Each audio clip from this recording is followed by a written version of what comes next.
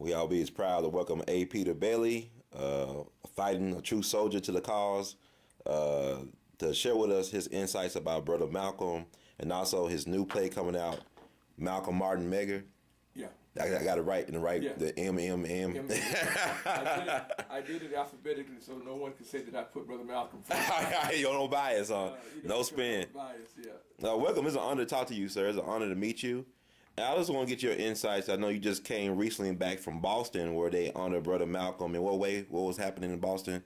Well, the home that he moved into when he moved to Boston at the age of 14 to be with his sister, Ella Little Collins, has now the Boston Preservation Trust, which is one of the major preservation groups in the entire country, and the National Preservation Trust, which is the national group, plus the mayor of Boston have all joined together, and they're going to make that home into a historical site.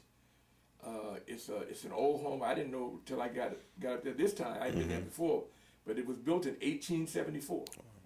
And the room that Brother Malcolm slept in when he was there is now being slept in by Arjun Collins, who is Rodnell Collins' son.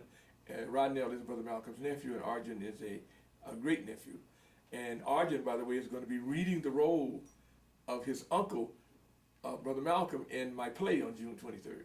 So that's what it was all about. It was the city of Boston. You know, the mayor was there, and several other big wigs, in the Boston area. And as I was saying before, they were there because they see this as an addition to Boston's tourism industry. Because even without any kind of official recognition, Rodnell said that people all day long, people are turning by taking pictures, in front of the house, because those who know, what it is. It's at 72 Dale Street, in the Roxbury section of Boston.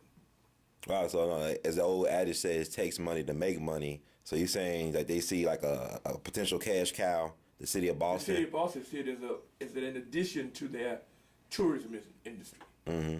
And of course, the mayor, he did his spiel about it, what a great person Brother Malcolm was.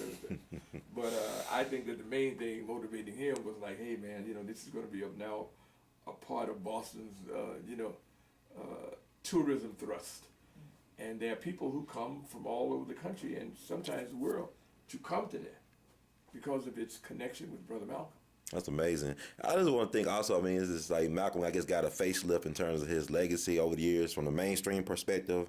Cause I remember reading that speech that Ozzie Davis did, the eulogy he did, and people not realizing that, I guess the New York Times article, the obituary they wrote in the New York Times about Brother Malcolm, basically he was like a pariah or a troublemaker or a miscreant, whatever. But now, he's on a postage stamp where they can lick him to death, basically. And also with the movie and things like that. You think Brother Malcolm would be surprised if he was live at how he's being received? No.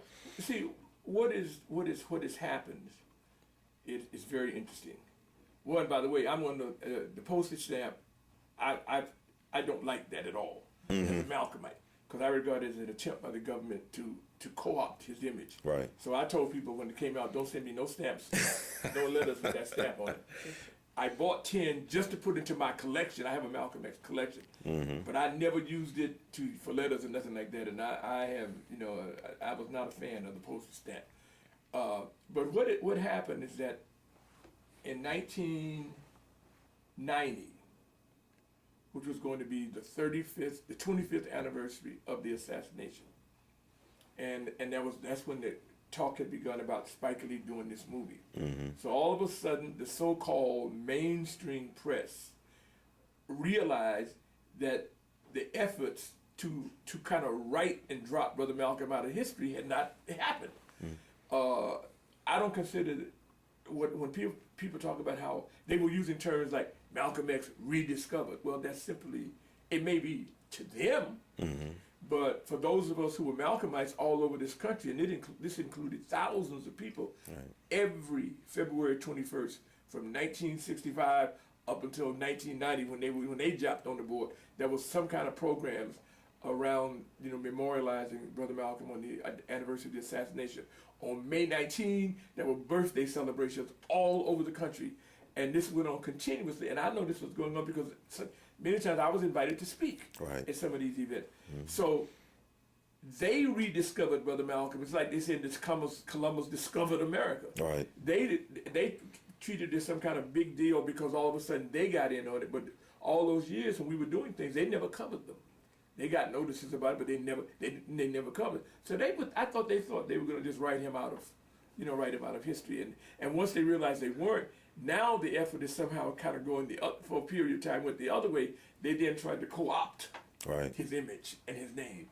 And I think they saw that was not working as well as they thought. So now they get behind, a debunking type thing like the Marable book, they get behind that and they give him, the big deal, and he gets the Pulitzer Prize and the whole works. But the whole idea is that the image of Brother Malcolm is not under their control. And there are enough of us around, and there are enough people, we've got enough information out there, and enough people out there that they will never get complete control of his image.